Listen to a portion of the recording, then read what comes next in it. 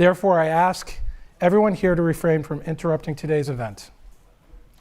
Now it is my real pleasure to welcome the former mayor of New York City, Mayor Bill de Blasio.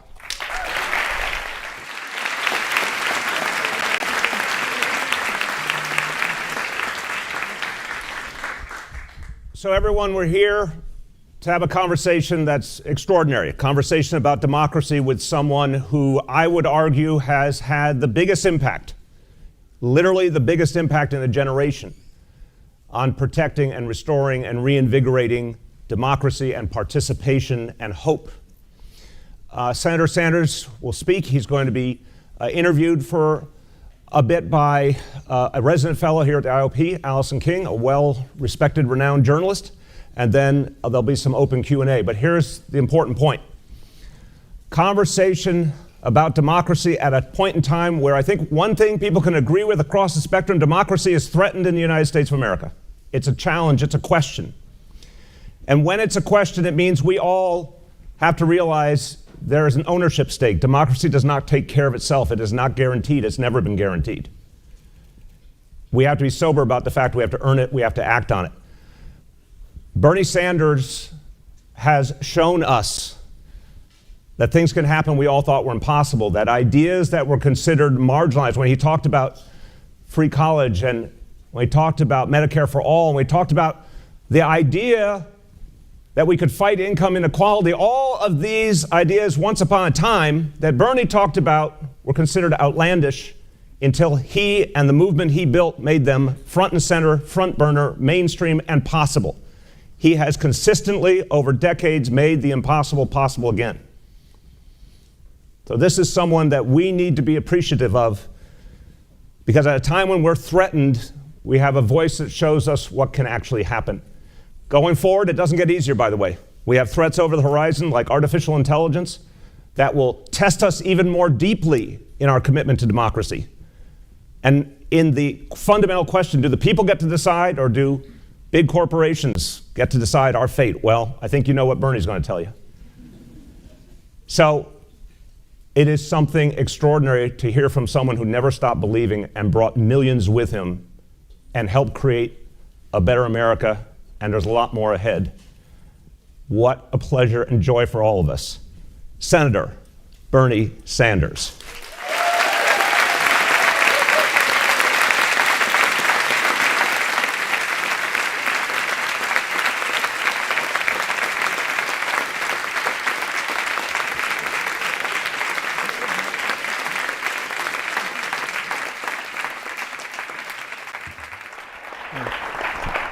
Thank you very much. And Bill, thanks for that introduction. And as you all know, Bill was mayor of a city a little bit south of Vermont. Ain't easy being mayor of New York City, and he did a great job for 8 years there. And it's nice to be back here. After I was mayor of Burlington, Vermont, and left office in 1990, I spent some time right here in the Institute and enjoyed it. And I think the idea of inviting people here with different political perspectives is very good. It's a good idea, and I appreciate all that the Institute does. I understand that former Speaker McCarthy was here the other day, and I suspect my views will be a little bit different. And what I want to do is, in fact, touch on an issue that I consider to be the most important issue at a time when our country, as Bill indicated, faces so many challenges from climate change on down. But there is one issue that really does not get a lot of discussion, and it doesn't get discussion for obvious reasons, and that is that in our country today we are moving rapidly toward an oligarchic form of society.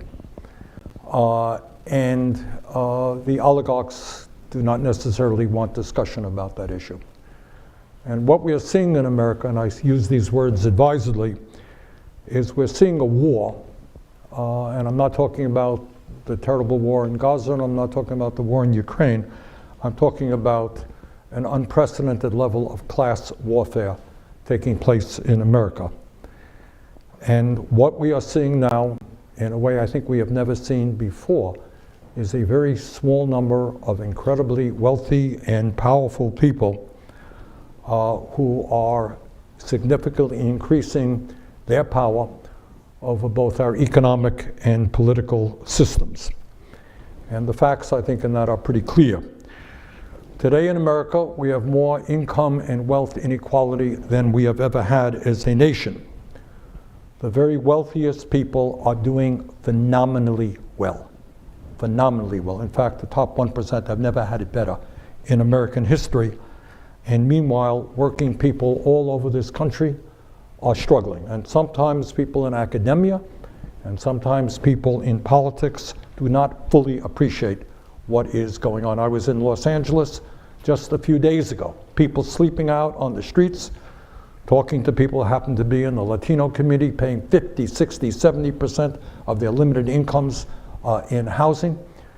Yesterday, I was in Baltimore, Maryland, in a black community. And what you see is there wasn't even a grocery store in the community. People trapped, older people trapped in their homes, can't get out of their homes. Healthcare system is a disaster.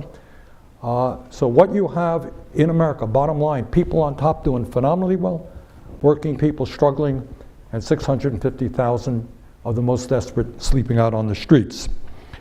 Today in America is an indication of that income and wealth inequality, obscenely.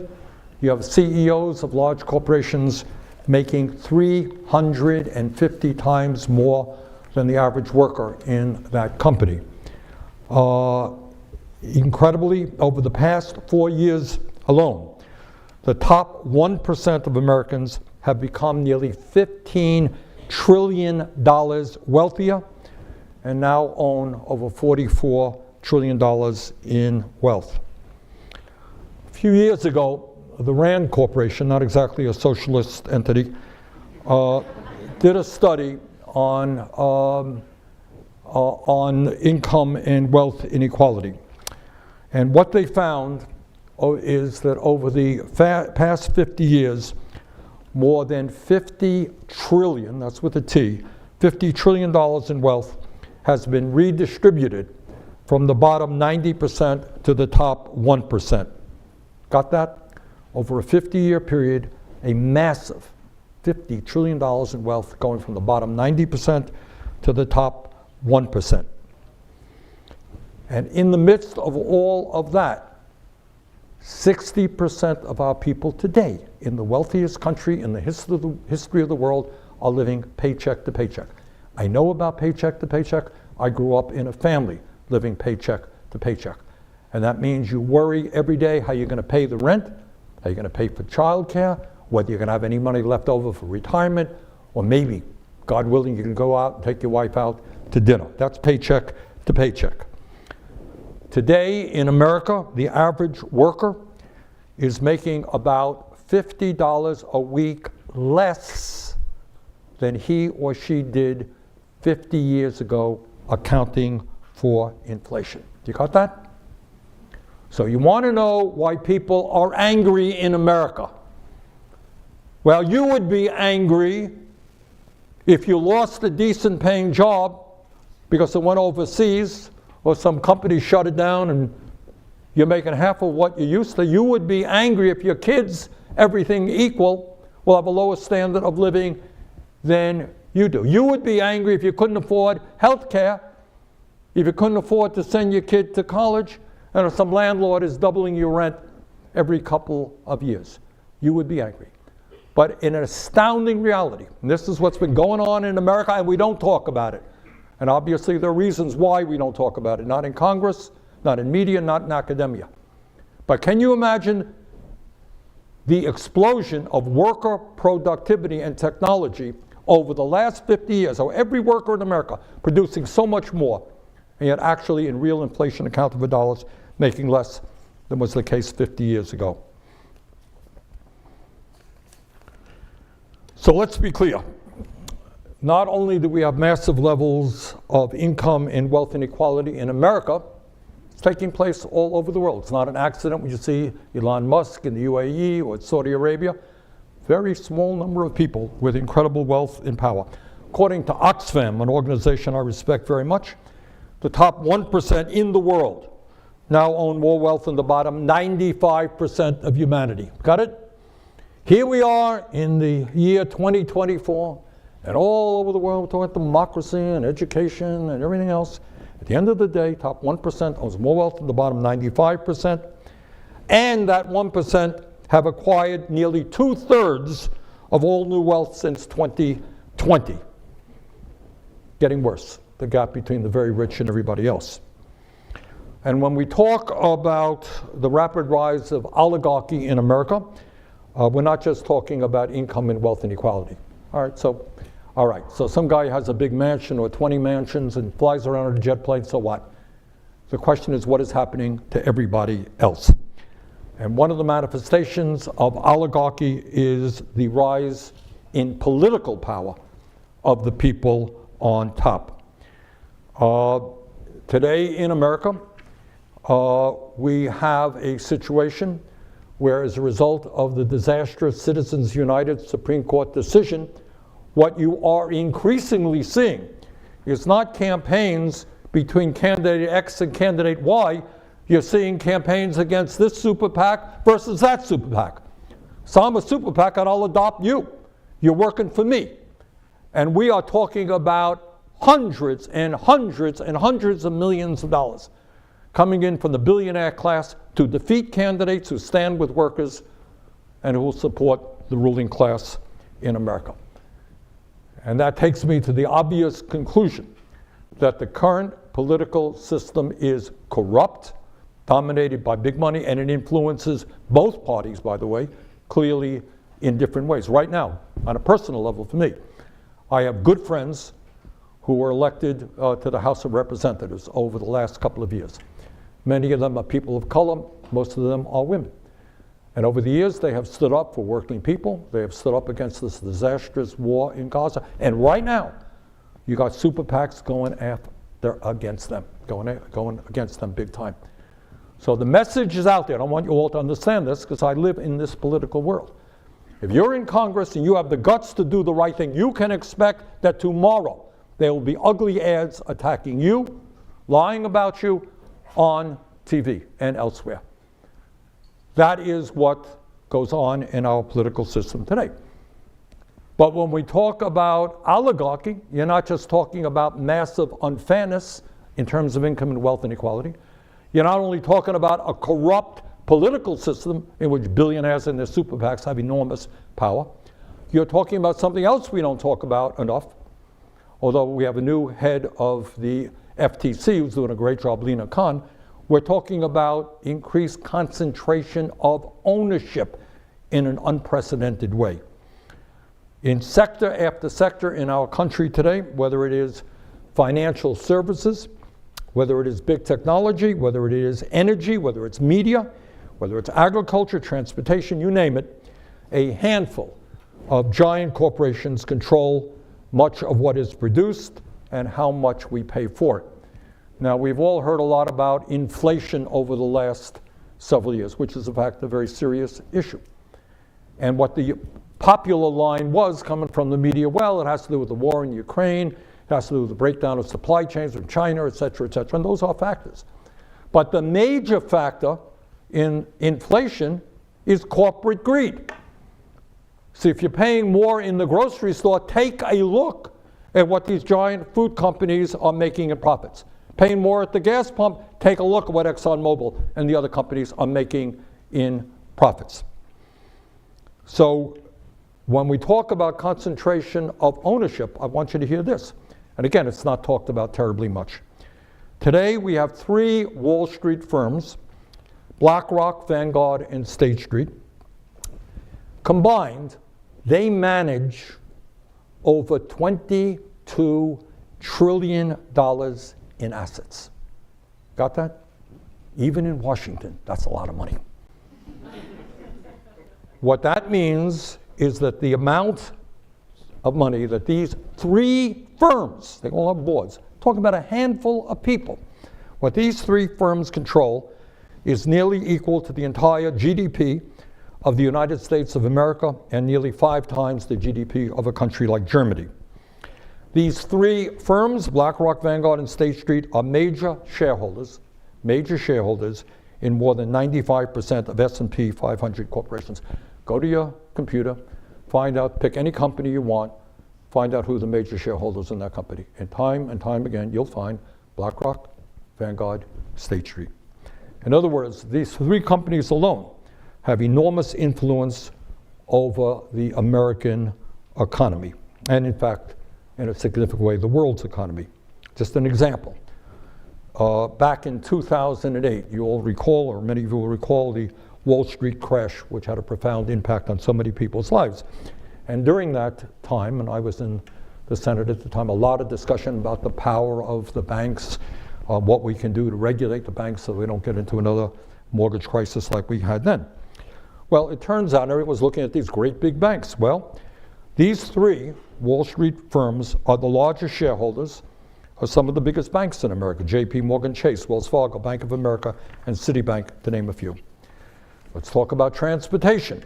These three firms are among the top owners of all four major airlines: American Airlines, Southwest, Delta, and United. And in healthcare, they are moving very, very aggressively in all areas, owning more and more emergency rooms, more and more hospitals, and more primary healthcare.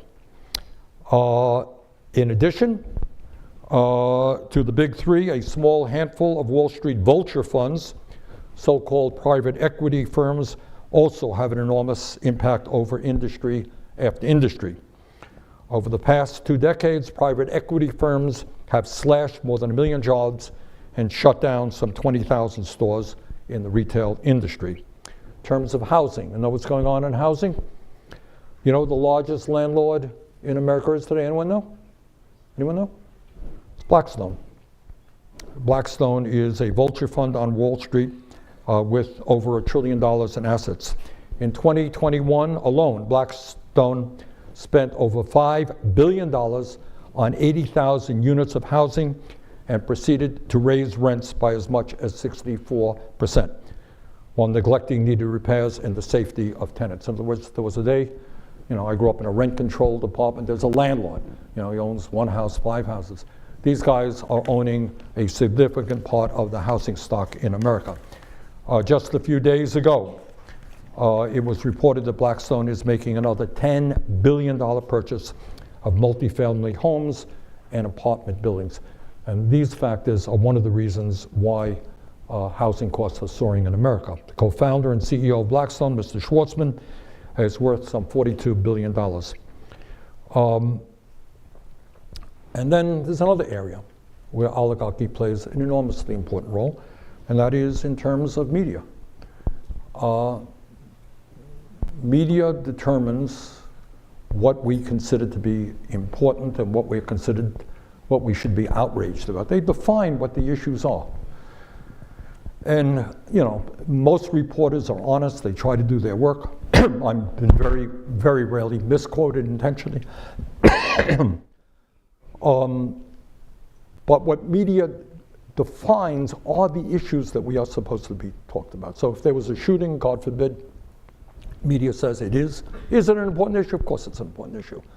Car crash, it's an important issue. A lot of issues are important. But somehow or another, when 3 people own more wealth than the bottom half of American society, is that an important issue? Guess not. I don't hear about it too much, do you? The United States is the only major country on earth not to guarantee health care to all people as a human right. We spend twice as much per capita as the people of any other country. 60,000 people die every year because they can't get to a doctor on time. You have never seen on television a program about the need for Medicare for all. Never seen it. It's not discussable, not allowed to be discussed.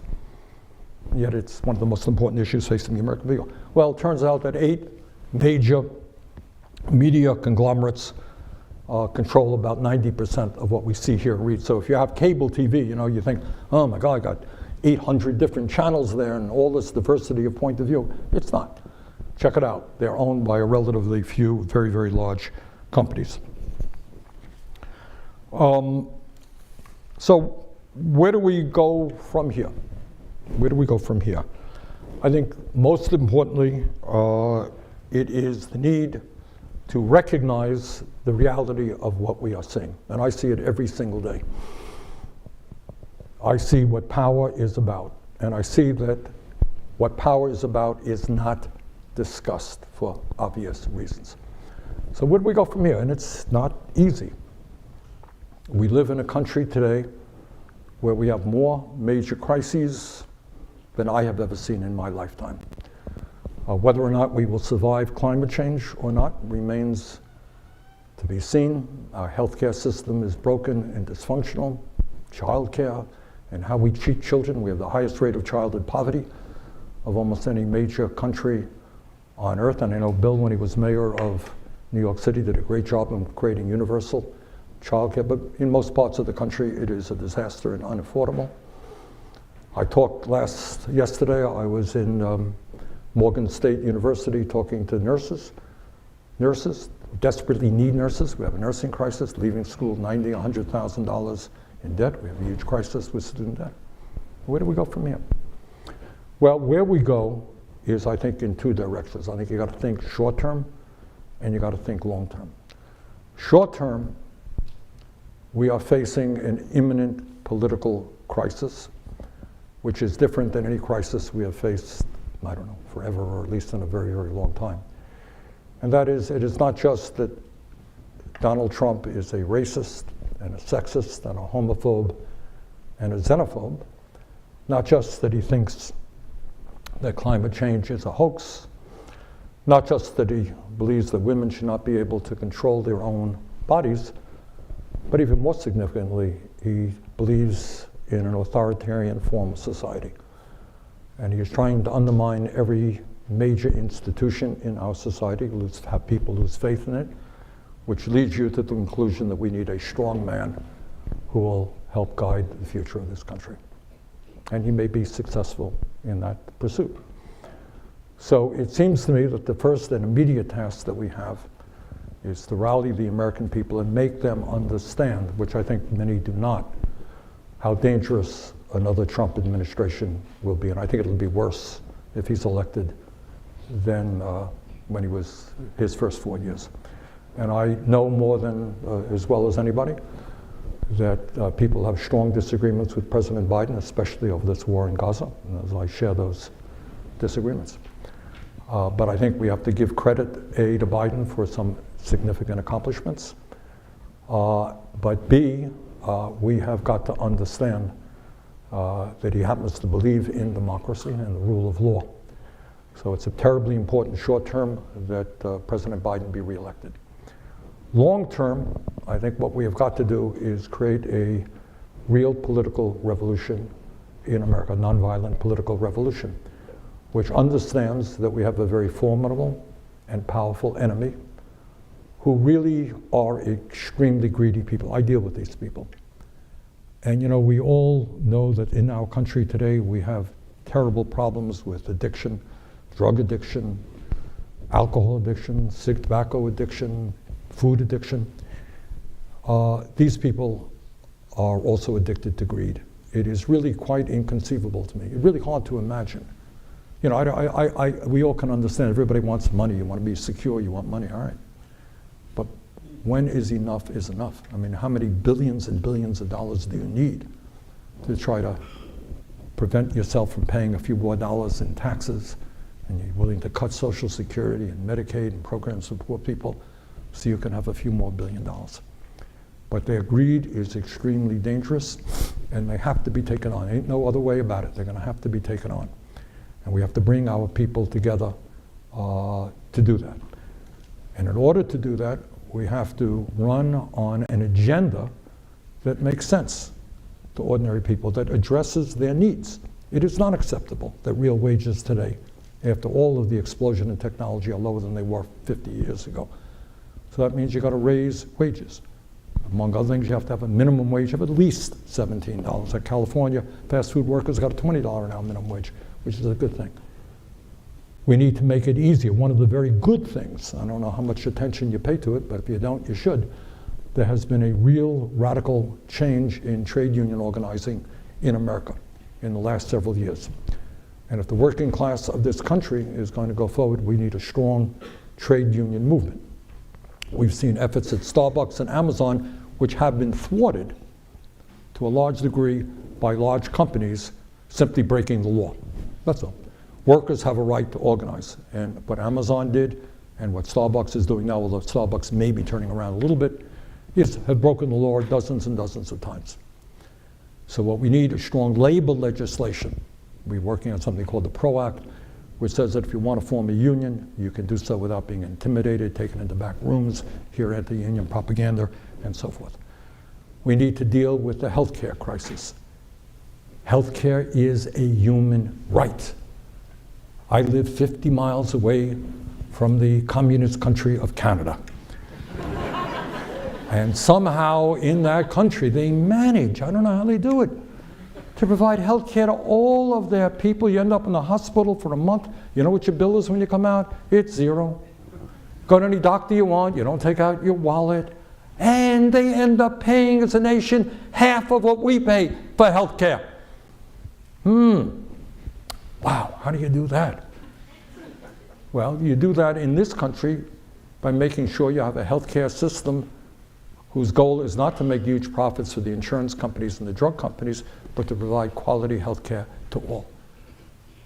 And when you make a political revolution, your heart has got to be placed with the most vulnerable people in this country, who are the children and the elderly.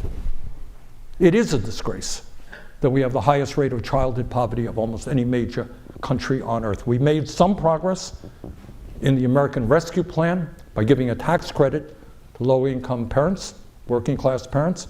We reduced, with one bill, childhood poverty by 40%, but that expired over a 3-year period. We ought to make sure that working parents have adequate child care for their kids. We ought to take care of the elderly. Many of them, I just learned this recently, didn't know, in America today, you got large numbers of elderly people who are suffering from malnutrition. A quarter of elderly people are trying to live on $15,000 a year. Half are trying to live on $30,000 a year. Try it sometime. See how far you'll go.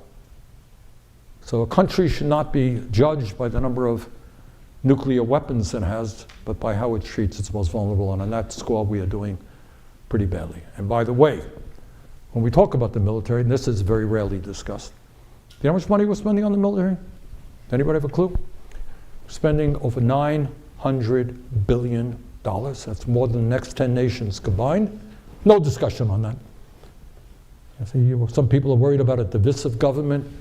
Well, everybody was, I think the vote was 20-1. Your senator from Massachusetts, I think, voted against it on the committee. 20-1 for a $900 billion military budget. Oh, by the way, the handful of large military contractors are making record-breaking profits. Does anyone care? No problem? But we can't afford to feed children. Can't afford to take care of the elderly. All right, I don't have to go over the list of things. I think many of you understand it. And in fact, these are not radical ideas. You go to countries in Scandinavia, healthcare is a human right. College education, graduate school, largely free. There is no poverty, or very little poverty. Income inequality is less. They have a progressive tax system. Not a radical idea.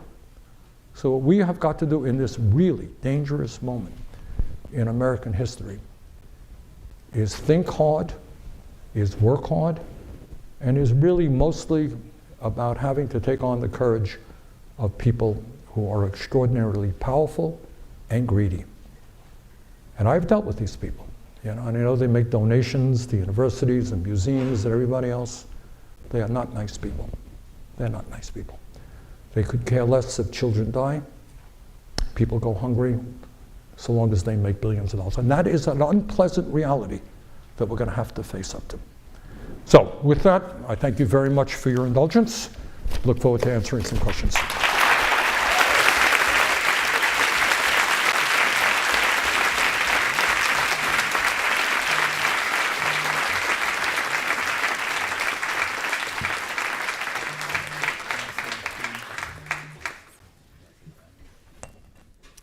Wow, Bernie Sanders knows how to draw a crowd, always does. And if you've never been or have an opportunity to go to a Bernie Sanders rally, political rally, there's nothing like it. Thank you so much for being here, Senator Sanders. Let's start out with the presidential race. Depending on the week and the poll, Donald Trump has a slight edge over Joe Biden in the key swing states. You obviously support Joe Biden. Is Joe Biden campaigning effectively, in your opinion, or should he be doing things or saying things that he is not? I think he is doing better. You're quite right. I would say that if, at this moment, certainly in the swing states, Trump is in the lead. I think Biden is doing better, and I think his campaign is getting smarter than I had feared they would not be. I think they are understanding. For example, just the other day, despite the Supreme Court, as you know, I campaigned on canceling all student debt in America. Biden did not go that far. He went reasonably far. He brought forth a serious proposal that would have impacted many, many millions of people. Supreme Court struck it down. They did an end run around it, and they got something rather significant. It's really quite interesting when you see this up front. I mentioned in Morgan State, which is a predominantly black university in Baltimore yesterday.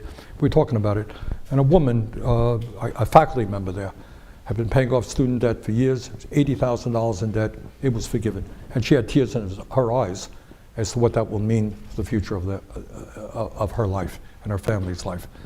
So he is doing prescription drugs. I did an event with him, I think it was last week, in the White House. We're making some progress in lowering the cost of prescription drugs.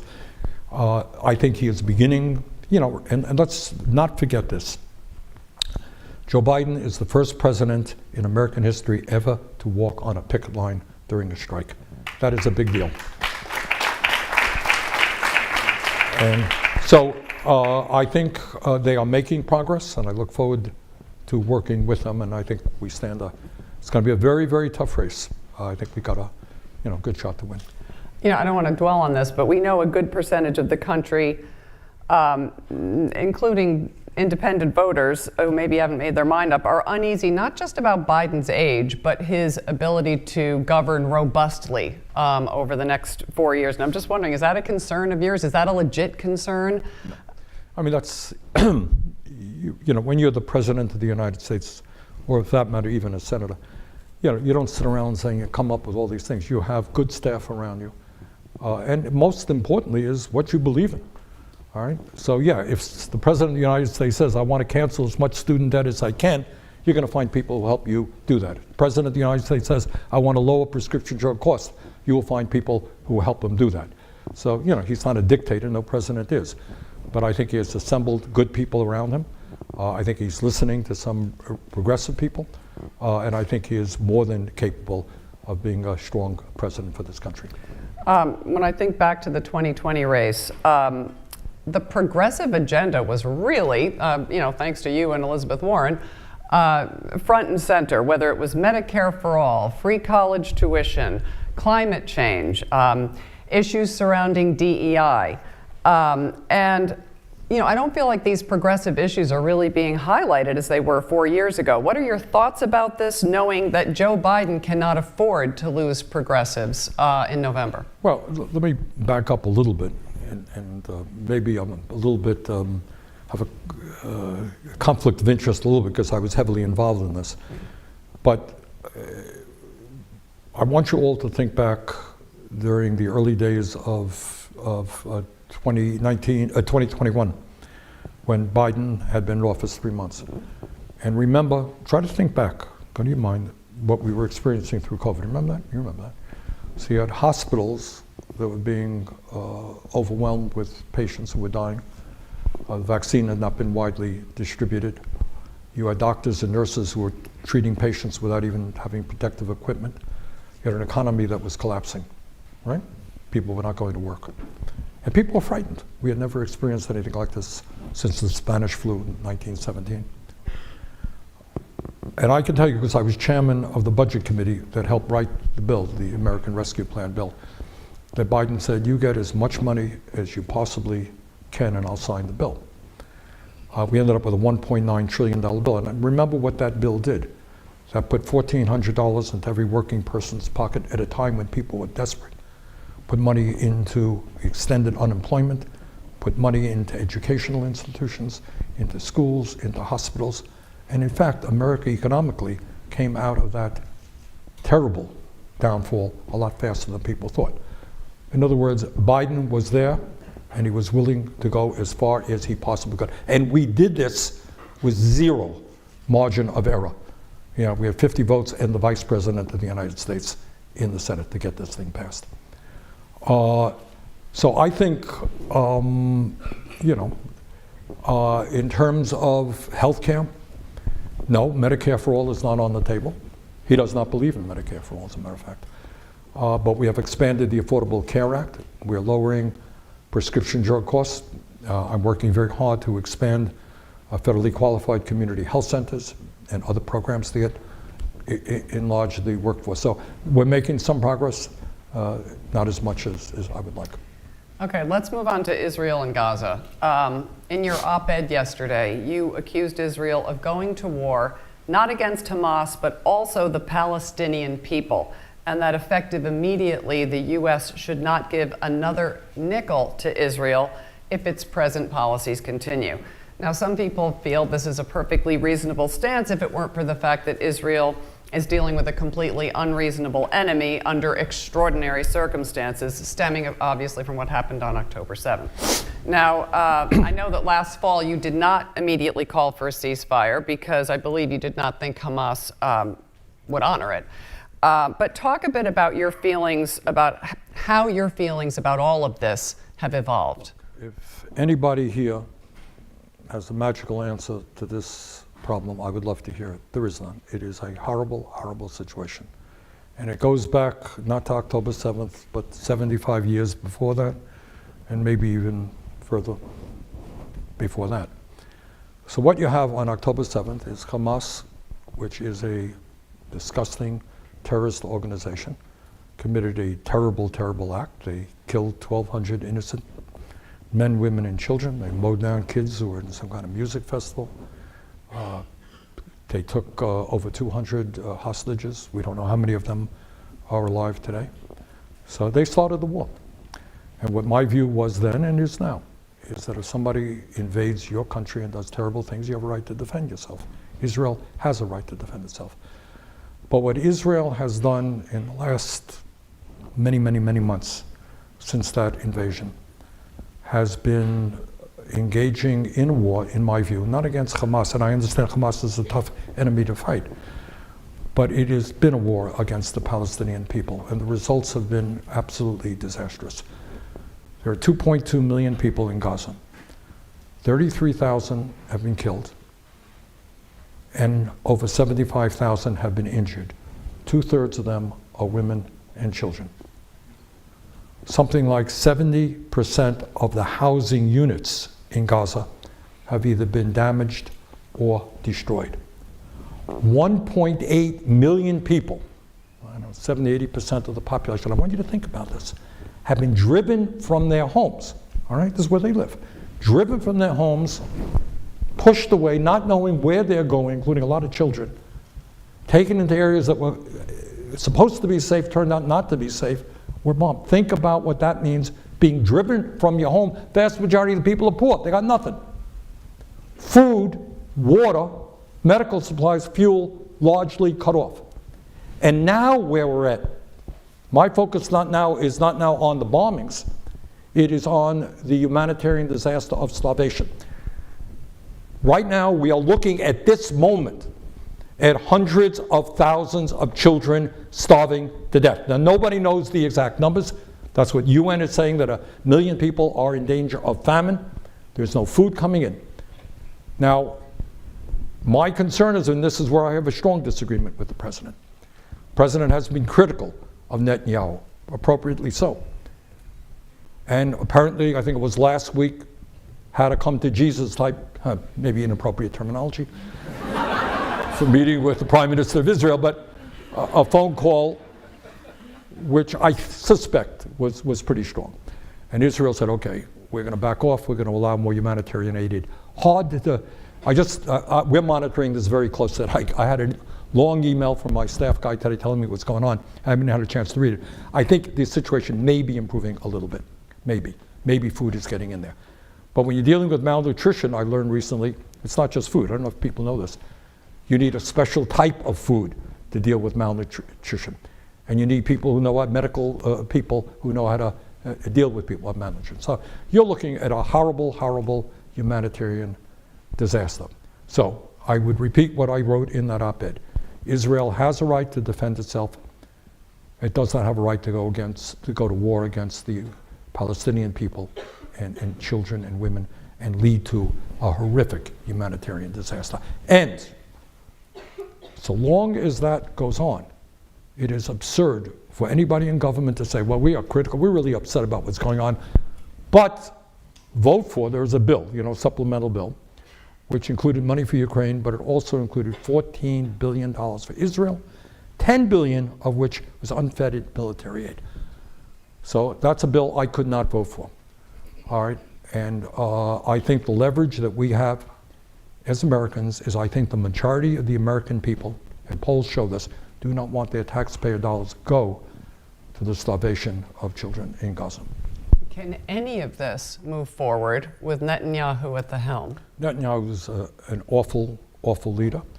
And I hope very much. I mean, what's going on now is not only is he himself a right-wing guy in coalition with people even more to the right, who are out-and-out racists, anti-Arab racists, and it is no great secret that there are some people in that government who really want to drive all the Palestinians out of Gaza and regain control of that land.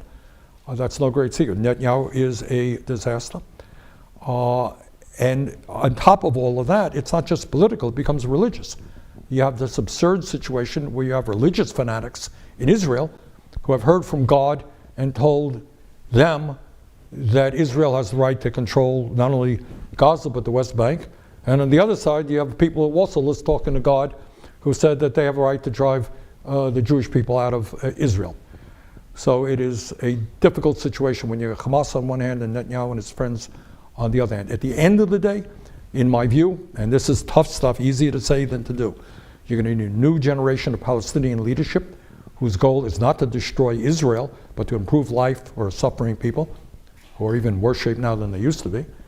And in Israel, you're going to need the secular part of that country to take control from the religious right wing. So last thing on this, is there a tipping point here at some point? Is there something you're watching for? Is there... Yeah. We are watching and monitoring very closely whether or not humanitarian aid is getting in. Israel says they're going to do better. I don't trust them. We're going to monitor this thing very, very closely. But to me, to be honest, if I had control of the situation, I would not give a nickel more to that government unless I saw a radical change in policy. The idea of going into Rafah, where you have over 1 million people, causing more horror is unacceptable. Then there's a whole long-term, what's the long-term plan? What's going to happen? Is there going to be a two-state solution? So right now, we have leverage. If they don't want our money, fine. But if they want our money, they're going to have to listen to what the American people want. All right, let's lighten it up a little bit in here. Yes. So last month, you introduced legislation to establish a standard 32-hour work week in America with no less in pay. That sounds great to me. This is endorsed by many unions around the country. Your critics say that this would be a disaster, that shorter work weeks would force many companies to hire more workers and lose productivity. How much support do you have for this in Congress, and how realistic is it that this would ever happen in the near future? Well, I got to tell you something. We did this. We had a hearing on it.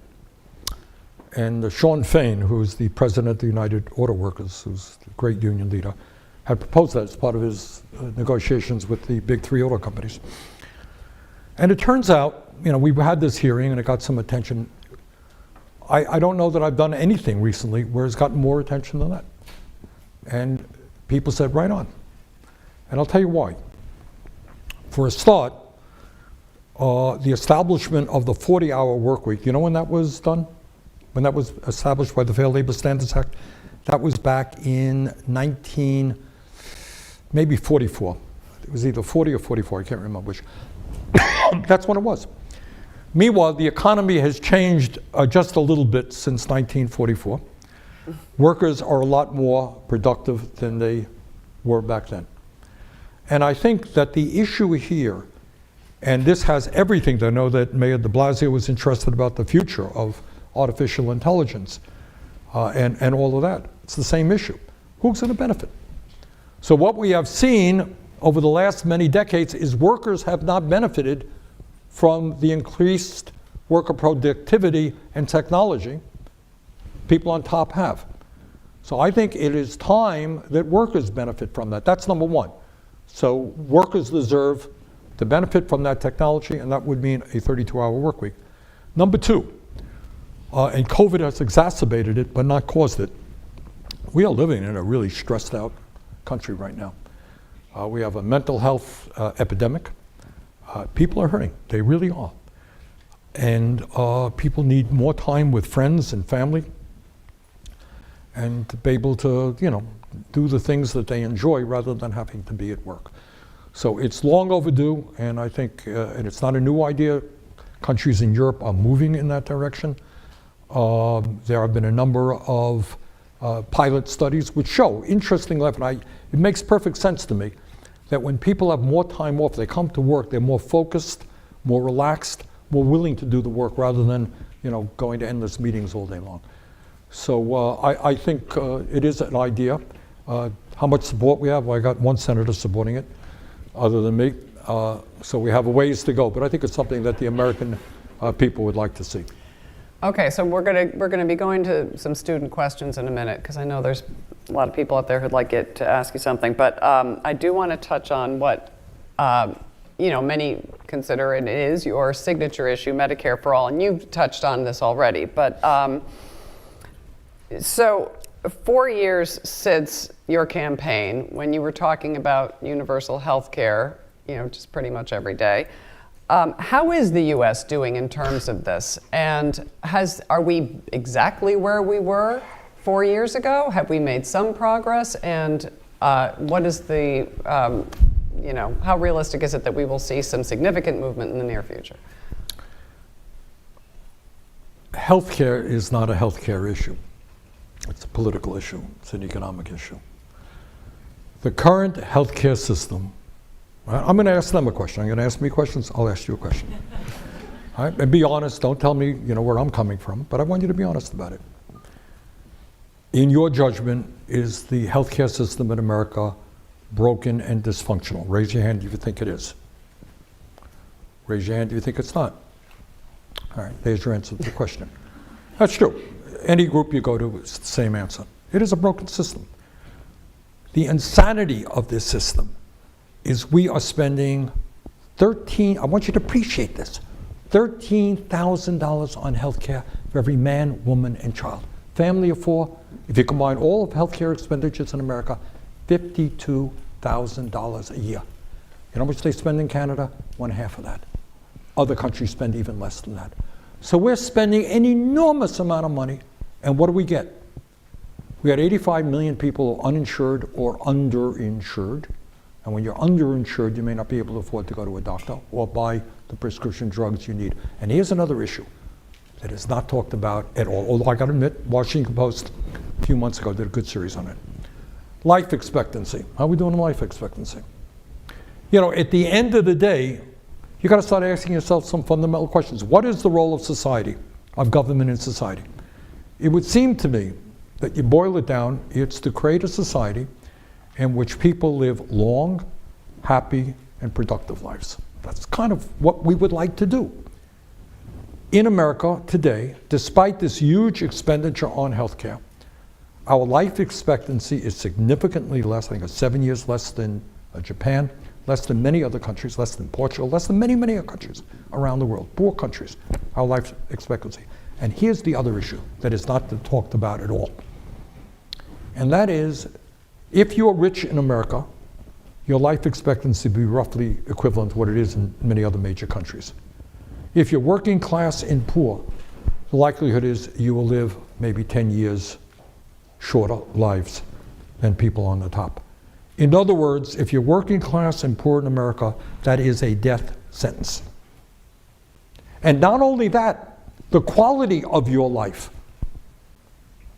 whether or not you have chronic illnesses, et cetera, are impactful for poor and working class people. So to answer your question, The function of the American healthcare system, and it is doing very well in that regard, is to make huge amounts of money for the insurance companies and the drug companies.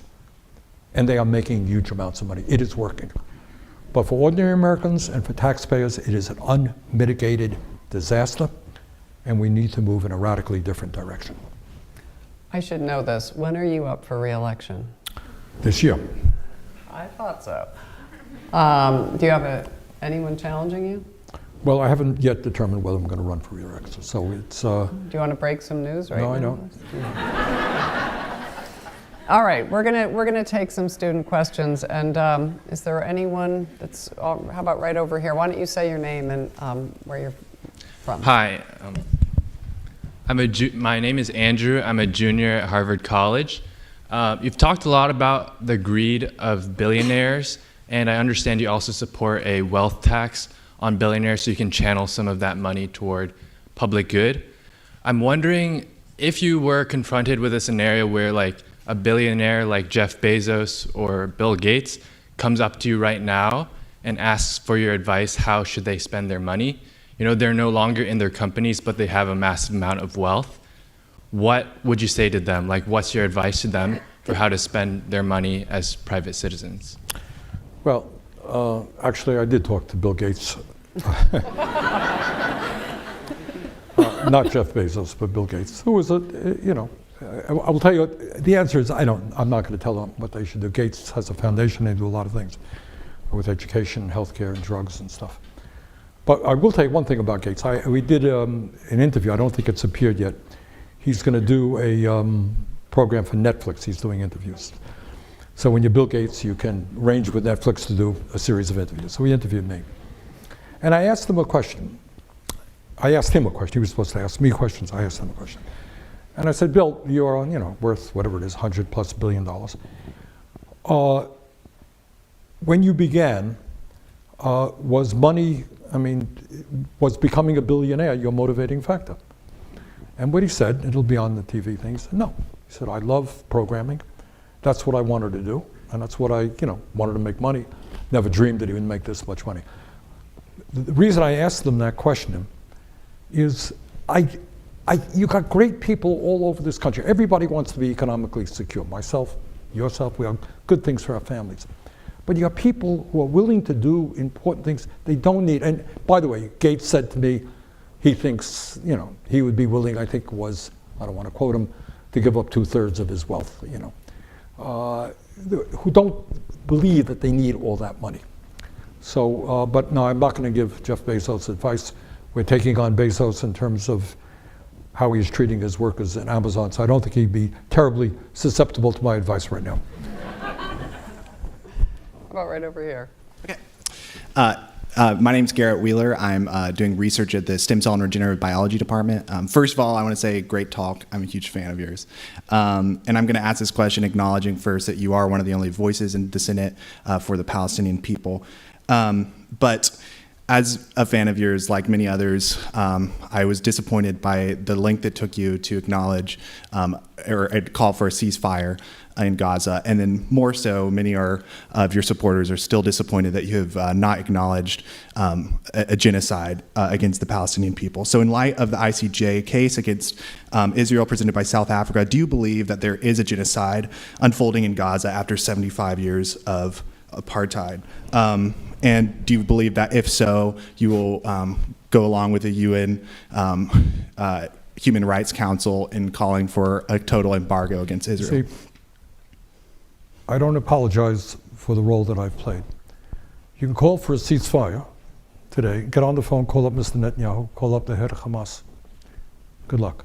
I support the UN resolutions that have called for a ceasefire. The real issue, and I think many people have made a mistake on this, is what is the leverage? Do you want to end the brutality and the horror that's going on? What's the leverage that we have? What do you think the leverage is? I'm asking you. The leverage? Well, I don't think that there is much leverage. There is a lot of leverage.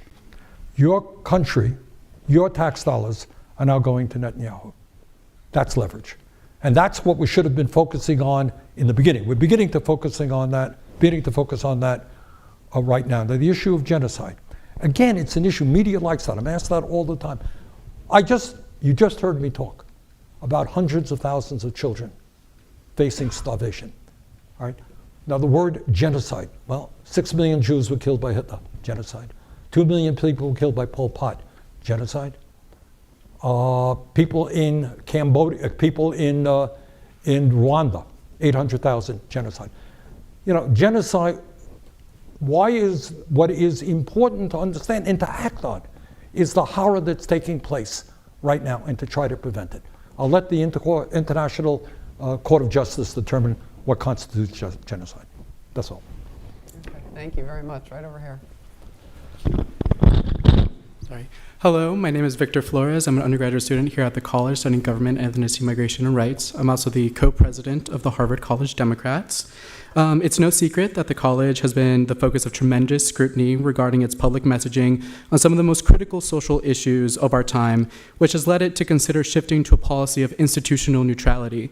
My question to you is, what should the role of a university be in engaging with these significant issues, and how might that be distinct from the role of student activists who might disagree with the university's approach? Look, I think, and again, as I said earlier, the idea that the Institute of Politics here brings people with a different point of view, I think that is really important. And I think you should treat every person who comes here with respect. I am not a great fan of people disrupting meetings. I think that's undemocratic.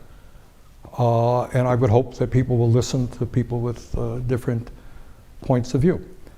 I think there is right now, among the right wing in this country, an attack on intellectualism, on knowledge, and it manifests itself in areas like 80% of people not taking the last vaccine and attacking people who are trying to protect our health. So I don't know what neutrality, I don't know how you can be a serious person doing serious work and then be neutral. You know, you have to follow through on what you believe. And especially in this difficult moment in American history. So I'm not a great fan of neutrality. I'm a great fan of people arguing about their points of view, respecting each other's point of view, but I'm not a great fan of neutrality. Right over here. Hi, my name is Iris. I'm a first year at the college, and thank you so much for being here. It's truly an honor. I just wanted to quickly ask, I think Harvard is home to so many really incredible change makers, current and future, but it's also become a hotspot for recruiting for private equity, investment banking, and other industries that you've talked about as kind of not in a positive light. And I just was wondering if you had any advice that you would give to someone who's weighing different pathways and kind of evaluating that. Thank you, good question. I could be mistaken, and somebody correct me if I'm wrong here. My recollection is a whole lot of people from the college, when they graduate, end up on Wall Street, end up in big tech, and make a whole lot of money. Does anybody happen to know how many Harvard graduates end up in teaching in public schools in America? Now, I ask that seriously. Does anyone know? All right. So, you know, the answer is, I can't tell you what to do with your life. It's your life. But what saddens me, earlier today, we met with some people at Harvard in I don't know, public health area, who are doing a great job in helping us to take on the drug companies and lower the cost of prescription drugs. They are outnumbered like 1,000 to 1. Because the drug companies have unlimited amounts of money, and they hire all kinds of people, lobbyists, scientists, and everybody else. So we need strong voices who will stand up for the poor, who will stand up taking on the fossil fuel industry so our planet is not destroyed, who will stand up for a sane foreign policy, who will stand up for a military policy which does not spend 10 times more than the next 10 countries combined. We desperately need that kind of knowledge. But I am fearful that not just at Harvard, Princeton, Yale, all these schools, a lot of young people are attracted by the money, and there's a lot of money out there for you, no question about it. And if you work for government, you'll make a fraction.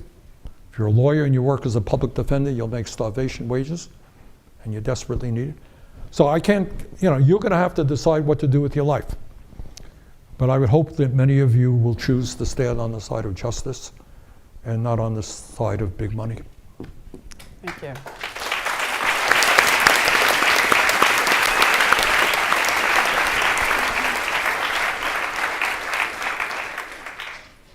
Good afternoon, Senator Sanders. I'm Jack Fetch. I'm a senior at the college. So you've played a key role in the national dialogue on expanding carbon-free energy sources.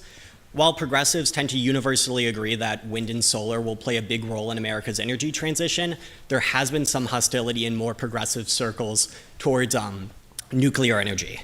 So in your opinion, putting aside political considerations, what role do you think nuclear energy should play in America's future? Jack, that's a very fair and good question, and I don't know the answer. I have been, up until this point, opposed to nuclear as a solution for the obvious reason we don't quite know how to get rid of the waste. Although, I know in Vermont we shut down a nuclear power plant in southern Vermont, and literally that waste, to the best of my knowledge, is resting right now along the Connecticut River. I mean, and protected and all that. And that's true all over the country. If there is technology out there, which there may be, that can minimize the impact of waste, is something that we should consider. But up until this point, I've had my doubts and put more of my emphasis on wind, solar, and energy efficiency and other kinds of sustainable technologies. Over here. Thank you very much, Senator Sanders.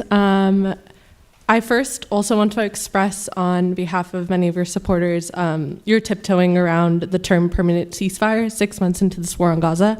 I also want to express my disappointment, like my peer ahead of me. So the killing and mass starvation is only possible because of my tax dollars, your tax dollars. And now we are forced to vote for President Biden to save the democracy that I'm not convinced we actually have right now, given our calls for no more lives lost through a permanent ceasefire has fallen on deaf ears. I believe dissent is truly patriotic, and so when you talked about a political revolution for the long term, looking out into that, what does dissent look like right now in a form that is actually practical, logical, and will make a change that is necessary for a country? Well, let me start off by disagreeing with the role that I've played. I think I've been consistent in doing my best in ending this war from day one, and leading the effort in the Senate right now, helping to lead the effort.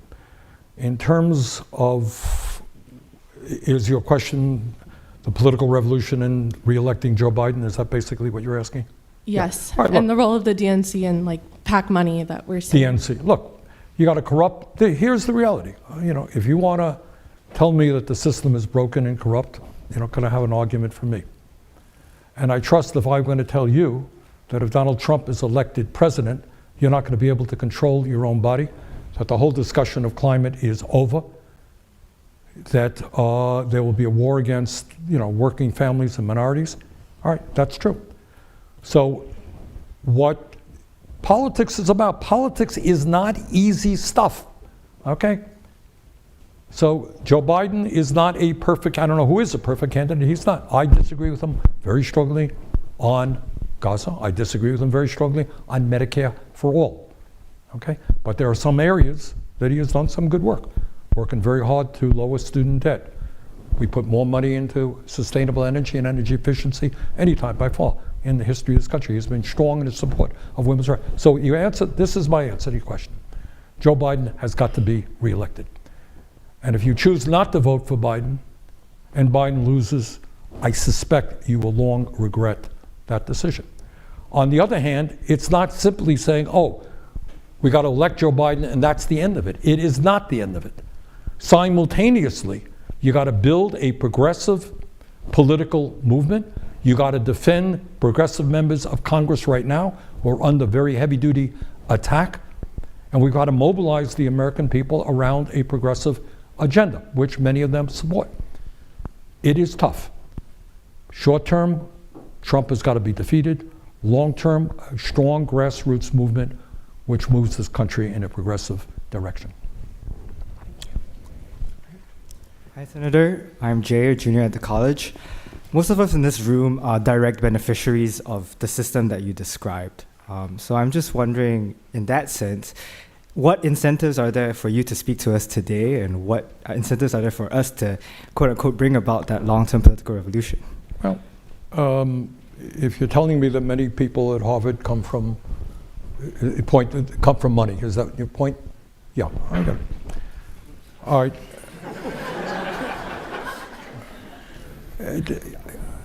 I am here today because Harvard is one of the great intellectual institutions in the world. And I'm delighted to be able to speak to you. During this coming campaign, I will not be speaking at many universities. I will be speaking at trade union halls and to working class audiences where, I think the future of America, our country, primarily rests. But I think you are getting the best education that America can provide. And I think you need to make very fundamental decisions. We are on the Titanic, and it's going down. And you have got to decide whether or not you can play a role in preventing that destruction. We need you. We need great doctors. We need nurses. We need dentists. We need people who are willing to serve the people. Since Ronald Reagan, there has been a war against government, and it has succeeded. Post office having a hard time doing simple things. Medicare is under severe attack. Social Security is under severe attack. Public education under severe attack.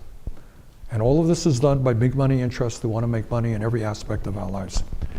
So I'm here to urge you, with your very good education, to stand on the side of working families and people who are struggling, and work hard to create the kind of nation that all of us will be proud of. We can eliminate childhood poverty. We can lead the world in addressing climate change. We can have a foreign policy which promotes democracy and the needs of the poor around the world rather than the military-industrial complex. Really, we can. But we're going to need an infrastructure of people, well-educated people who are prepared to get their hands dirty, not make the kinds of money that they can make in the private sector. We desperately need that. And maybe that's why I'm here, to appeal to you in that sense. All right, let's take...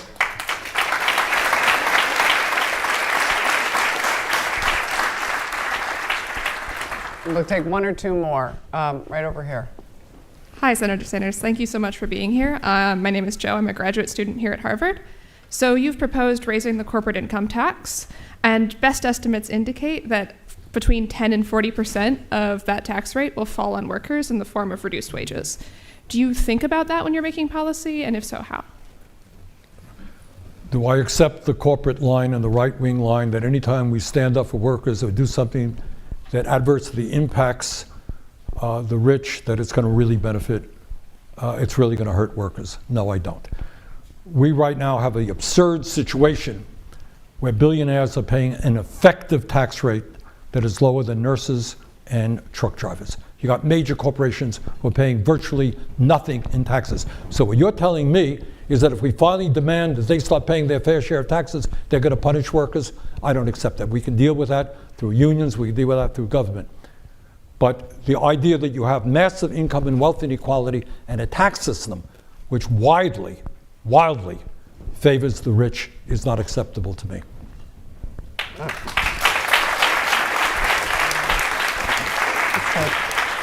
One more, right over here. Hello, Senator. Thank you for being here. My name is Merav David. I'm a graduate student, and I'm an Israeli. Can you talk a little bit closer into the mic, please? My name is Merav David. I'm a graduate student and an Israeli. Do you see a possibility that President Biden will impose the two-state solution on Israel and the Palestinians? And if you do, how this process will look like? Well, I don't know that it's, I wouldn't use the word impose. I think the world understands that the time is long overdue for justice for the Palestinian people. And let's all remember that before October 7th and all of the destruction that has taken place in Gaza since, you had a situation where something like 70% of young Palestinians were unemployed. So it was a disaster before. It is now far, far worse. My own personal view is that for Israel, who is a nation entitled to security, a nation entitled not to have terrorist attacks, at the end of the day, a two-state solution will work with strong security, will work. You're asking me a very complicated question, needless to say. And people have worked on it. But my answer is that for the sake of Israel and its security, for the well-being of the Palestinian people, there must be a two-state solution. All right, on that note, Senator Sanders, thank you so much for being here.